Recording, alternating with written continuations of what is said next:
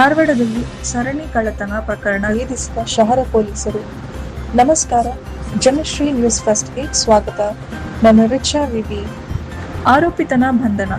5,38,000 ಮೌಲ್ಯದ ಚಿನ್ನ, ಬೆಳ್ಳಿ ಹಾಗೂ ದ್ವಿಚಕ್ರ ವಾಹನ ವಶ.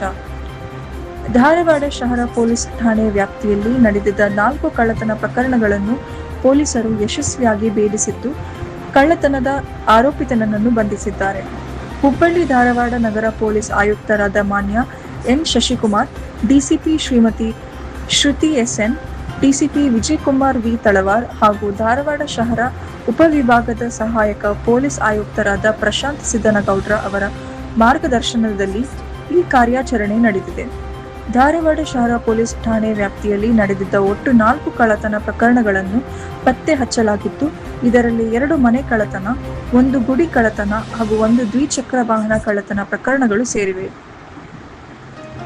ಈ ಪ್ರಕರಣಗಳಿಗೆ ಸಂಬಂಧಿಸಿದಂತೆ ಆಸಿಫ್ ತಂದೆ ಕಾಶಿಂ ಸಾಬ್ ಬೇಗ್, ವಯಸ್ಸು 29, ಗೌಂಡಿ ಕೆಲಸ, ಹುಬ್ಬಳ್ಳಿ ಉಣಕಲ್ ಕ್ರಾಸ್, ಸಿದ್ದರಾಮೇಶ್ವರ ನಗರ ಟಿಂಬರ್ ಯಾರ್ಡ್ ಸ್ಲಂ ನಿವಾಸ, ಹಾಲಿ ಧಾರವಾಡ ಗಾಂಧಿ ಚೌಕ್ ಬಸ್ತಿ ಗಲ್ಲಿ ಎಂಬ ಆರೋಪಿತರನ್ನು ಪೊಲೀಸರು ಬಂಧಿಸಿದ್ದಾರೆ.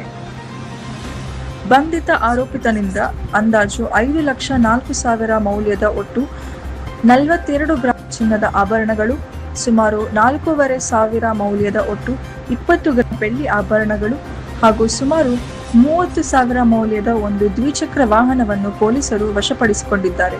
ಹೀಗೆ ಒಟ್ಟಾರೆ ಸುಮಾರು 5,38,500 ಮೌಲ್ಯದ ಕಳುವಾದ ಮಾಲನ್ನು ಪೊಲೀಸರು ವಶಪಡಿಸಿಕೊಂಡಿದ್ದಾರೆ. ಈ ಪ್ರಕರಣವನ್ನು ಪತ್ತೆ ಹಚ್ಚುವಲ್ಲಿ ಧಾರವಾಡ ಶಹರ ಪೊಲೀಸ್ ಠಾಣೆಯ police inspector Gurunath Chauhan, PSI RH Nadaf ಹಾಗೂ ಸಿಬ್ಬಂದಿಗಳಾದ GG Chikkamath, IP bhurji, RS Patil, DK Nadaf, Praveen Tirlapur, Santosh Pujar, BL ಹಣ್ಣಂನವ ಹಾಗೂ MR ಜೂಲಿ ಅವರು ಕಾರ್ಯನಿರ್ವಹಿಸಿದ್ದಾರೆ. ಇದರ ಜೊತೆಗೆ ವಿಭಾಗದ ಸಿಬ್ಬಂದಿಗಳಾದ MS ಚಿಕ್ಕಮಠ, RK ಬಂಡಂಕರ್ ಹಾಗೂ RS ಗೋಮನ್ನವರ ಮತ್ತು ತಾಂತ್ರಿಕ ಸಿಬ್ಬಂದಿಯವರ ಸಹಕಾರದಿಂದ ಆರೋಪಿತನನ್ನು ಪತ್ತೆ ಹಚ್ಚಿ ಕಳುವಾದ ಮಾಲನ್ನು ವಶಪಡಿಸಿಕೊಳ್ಳುವಲ್ಲಿ ಪೊಲೀಸರು ಯಶಸ್ವಿಯಾಗಿದ್ದಾರೆ.